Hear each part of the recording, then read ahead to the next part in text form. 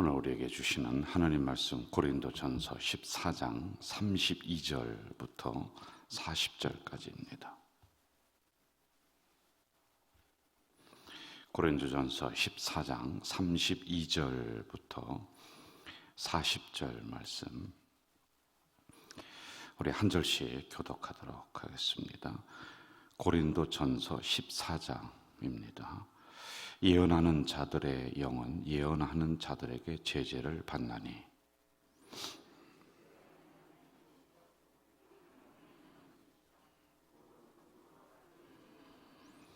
여자는 교회에서 잠잠하라. 그들에게는 말하는 것을 허락함이 없나니 율법에 이른 것 같이 오직 복종할 것이요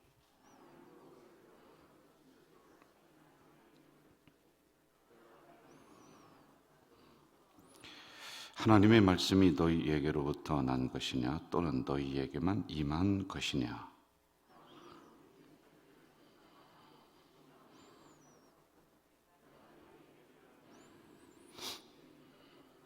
만일 누구든지 알지 못하면 그는 알지 못한 자니라.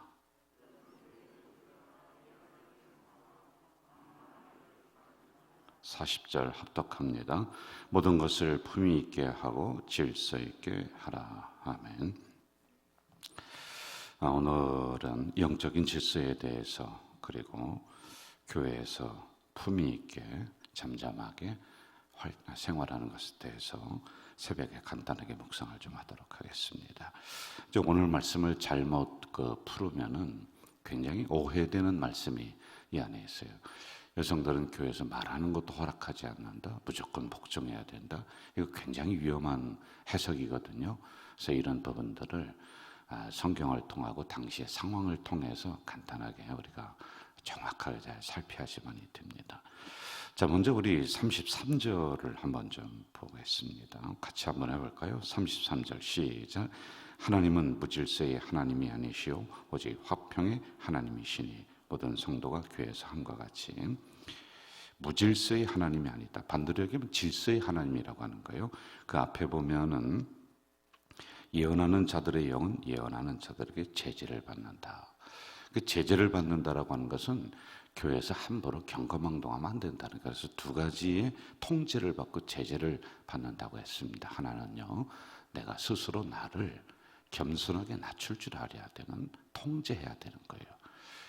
여러분, 교회에서는 강압적인 그 단체가 아닙니다. 뭐 일반 사회처럼 직장처럼 막 직급이 있고 어떠한 월급으로 뭐 이걸 사람을 통솔할 수 있을 만한 게 없거든요. 그러므로 우리가 하나님의 말씀을 잘 듣고 배움으로 내가 나를 보며 나를 스스로 통제해 가야 되는 거예요.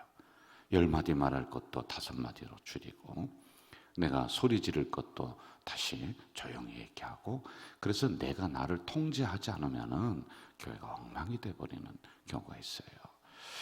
예를 든다면 우리 장로님들이 이렇게 좀 했으면 좋겠습니다라고 이렇게 권면할 수도 있잖아요. 그러면은 서로 이걸 잘 조율을 해서 아름답게 나오면은 좋습니다. 그런데 어느 교회 보면은 막 그것 때문에 교회가 막 혼란이 일어나고 분란이 일어난단 말이에요. 그래서 스스로 통제하는 것.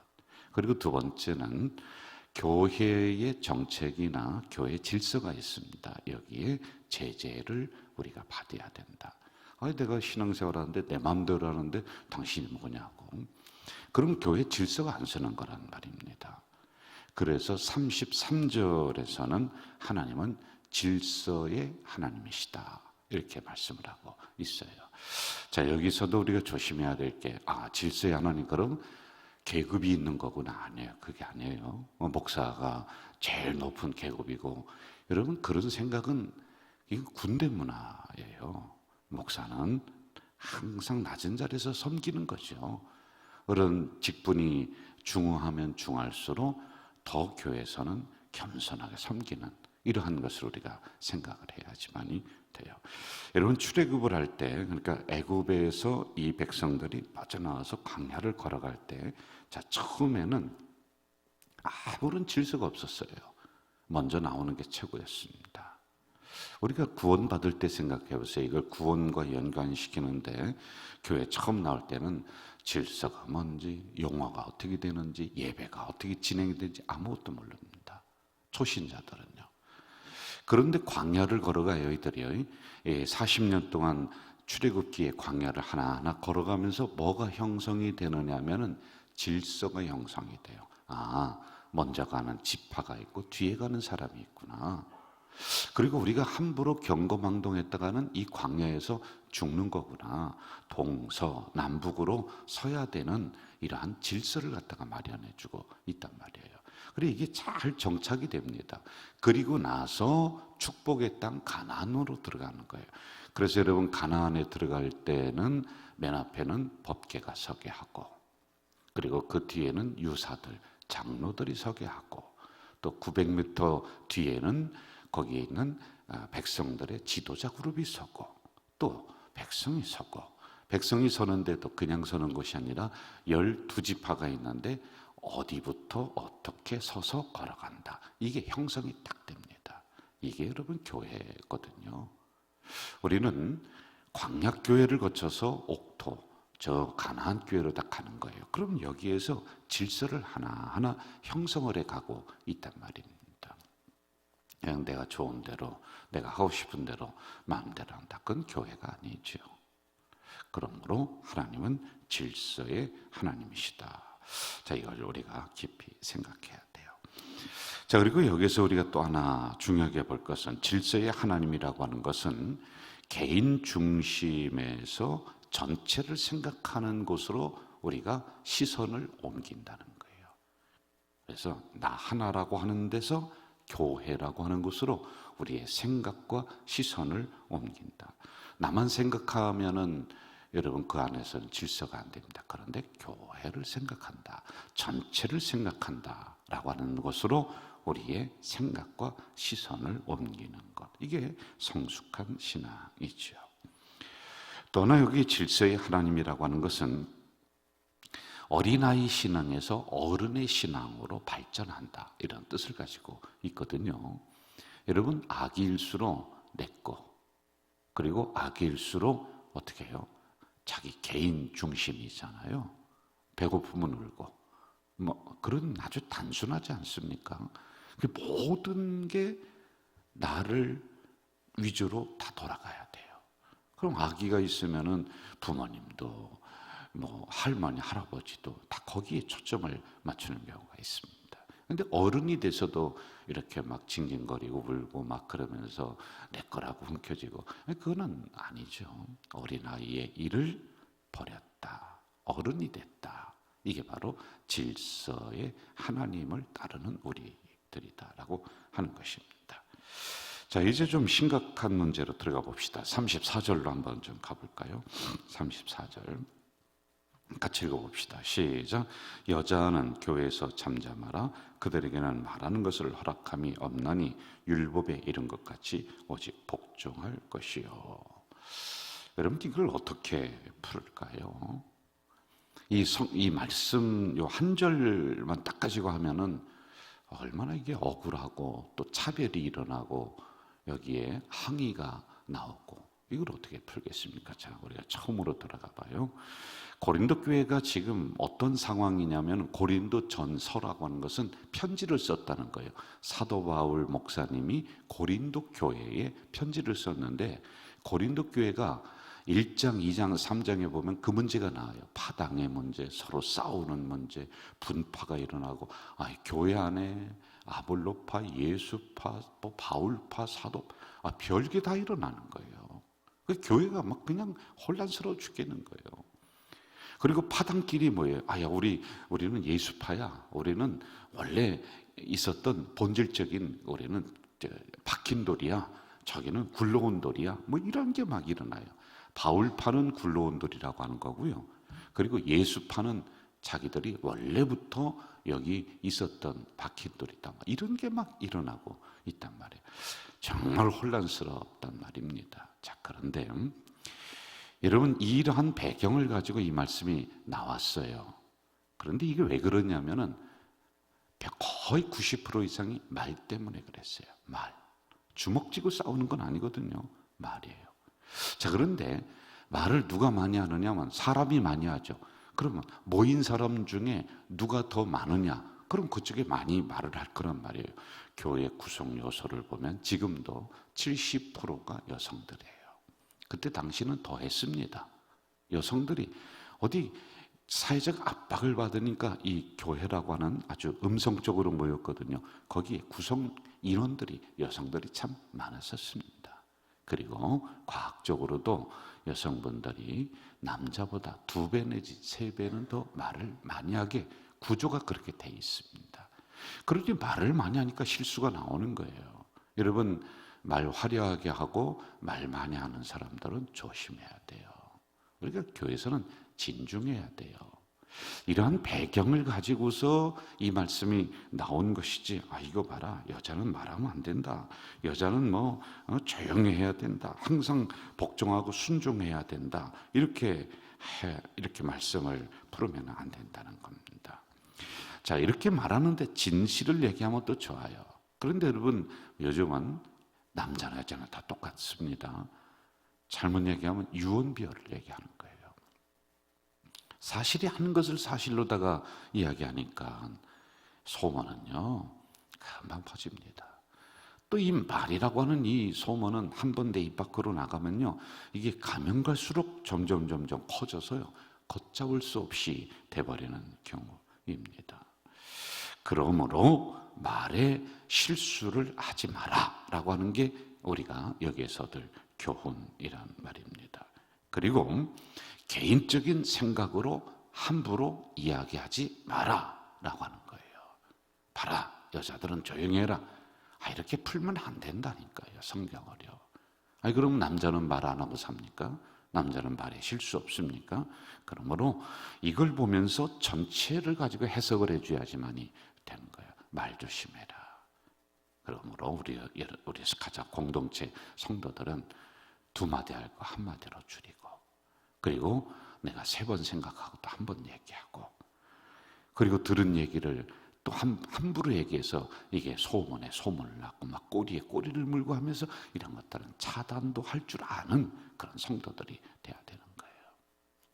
그리고 또 하나가 있습니다. 여러분, 우리가 교회에서는 항상 시장통 마냥 그렇게 만들면 안 돼요. 막 웅성웅성하게 개인적인 이야기, 좋은 이야기 하라는 거, 그걸로다가 하지 말라는 게 아니라 이상한 그 다른 사람 이야기를 가지고 수덕수덕 이렇게 만들면 안 된단 말입니다. 여러분, 이게 바로 뭐냐면은 메뚜기의 영이 교회를 장악하는 거예요. 메뚜기는 갉아먹어요. 삭삭삭삭삭 갉아먹어요. 그러면 안 돼요. 우리가 교회가 웅성웅성하는 것은 기도로 막 웅성웅성하고 성도들 칭찬하는 것으로, 격려하는 것으로, 인정하는 것으로 웅성웅성해야지만이 된다라고 하는 것입니다. 바로 이 말씀이 이렇게 해석이 되는 것, 이걸 우리가 잘 기억을 해야지만이 돼요. 자, 35절로 한번 또 가봅시다. 35절 같이 한번 읽읍시다. 시작.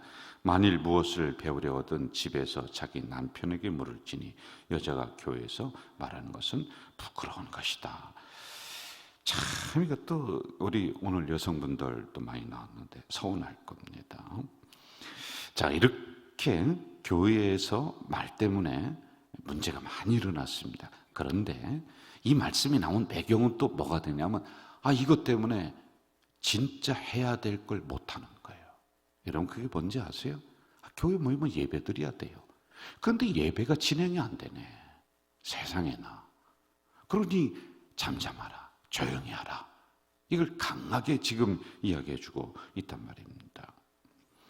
교회에서는 항상 말이 먼저가 아니라 예배가 먼저다, 이걸 우리가 중요하게 생각을 해야 돼요.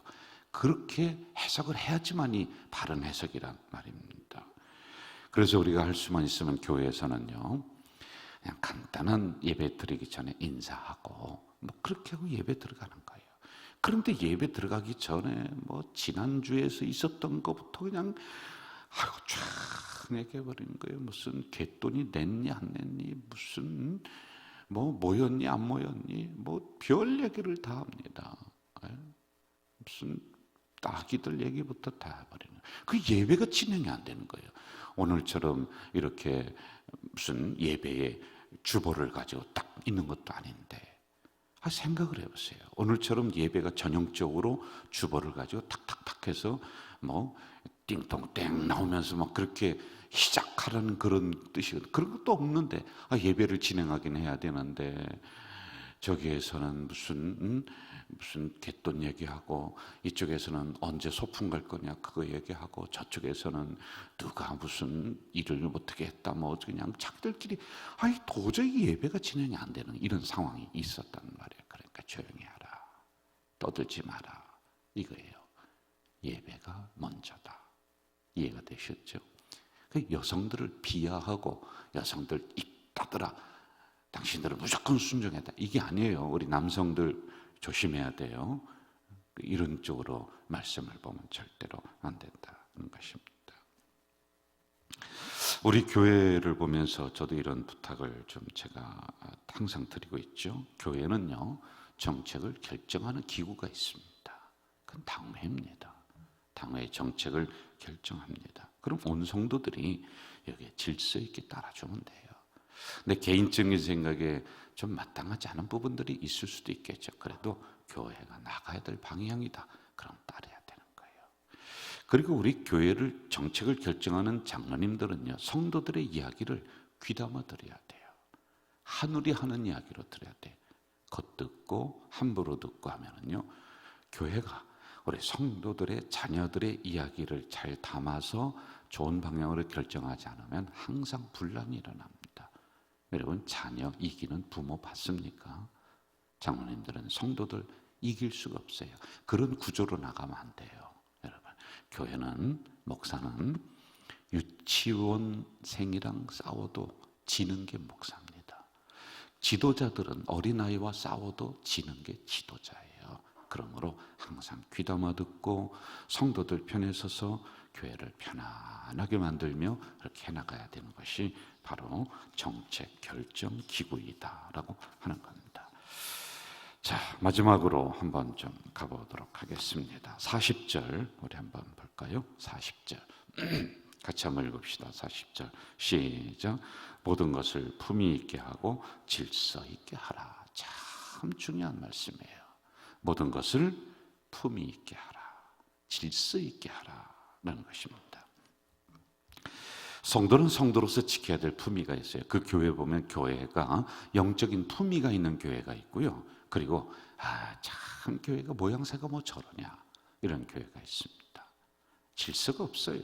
규모가 없어요. 법도가 없습니다. 교회는 법도가 있어야 되는 거예요. 하고 큰 기침하면은 조용히 할 줄 알고, 그렇게 하면서 이 법도가 서서 쭉 나가야지. 어른이 없는 교회가 그게 무슨 교회입니까? 어른이 없는 집안이 그게 무슨 집안입니까?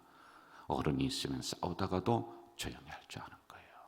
노 권사님들이 지나가면은 권사님들 우대해주고, 또 서로 무슨 어쩌는 일 가지고 논쟁하다가도 노 권사님들이 보이면은 야 조용히 하자. 그럴 줄도 아는 게 품이 있는 교회란 말입니다. 여러분, 이 강대상에서 무슨 말씀이 이렇게 내려갔다. 그럼 그걸 가지고 갑론을 막 하면서 되니 안 되니, 그 무슨 어디 가서 무슨 도둑질하고 라는 거 아니잖아요. 설교하다가 성령의 어떤 역사로 뭔가를 하나 얘기할 수 있어요. 그런데 그거 가지고서 뭐 이러니 저러니 아니에요. 그런 부분들은 우리가 어떻게든지 목사님이 말씀하셨으니 더 잘 이루어 볼 수 있도록 우리가 연구하고 노력하며 나가자. 이런 게 품이 있는 교회이지. 이러므로 교회는 영적인 품위를 가지고 있어야지만이 된다는 것입니다. 안 그러면은 세상에서 우리를 함부로 여깁니다. 욕합니다. 그리고 또 하나, 우리 성도들은 세상에 살면서 굶어 죽을지언정 나는 썩은 고기는 먹지 않는다라고 하는 이런 당당함을 가지고 살아가야 돼요. 이게 영적 품위를 가지고 살아가는 성도들이란 말입니다. 정리할게요.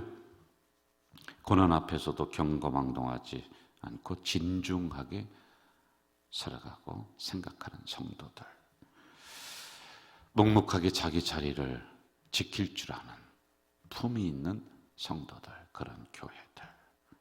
나는 하나님의 자녀라고 하는 이러한 품위를 지키면서 오늘도 세상 살아가시기를 주 이름으로 부탁을 드립니다.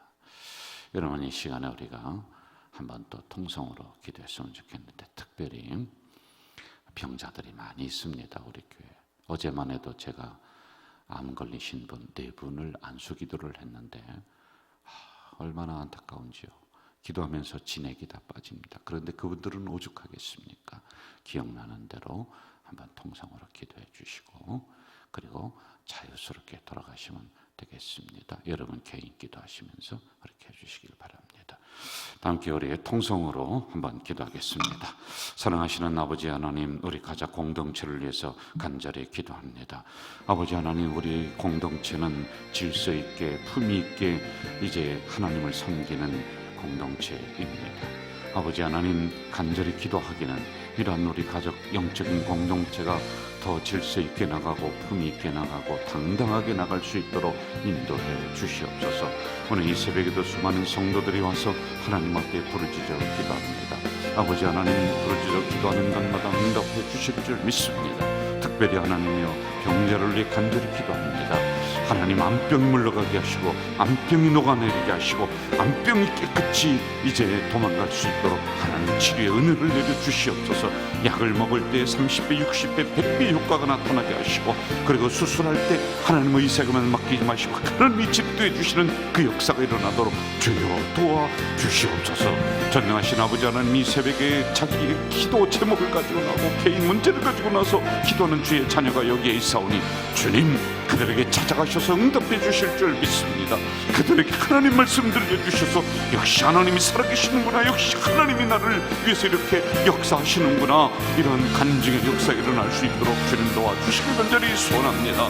아버지 하나님, 우리 가족 공동체를 이 코로나 기간에 지켜주셨습니다. 이제 하나님이 부흥으로 나가고 번영으로 나가고 그리고 더 위대한 교회로 나가는 우리 공동체가 되도록 주여 도와주시옵소서.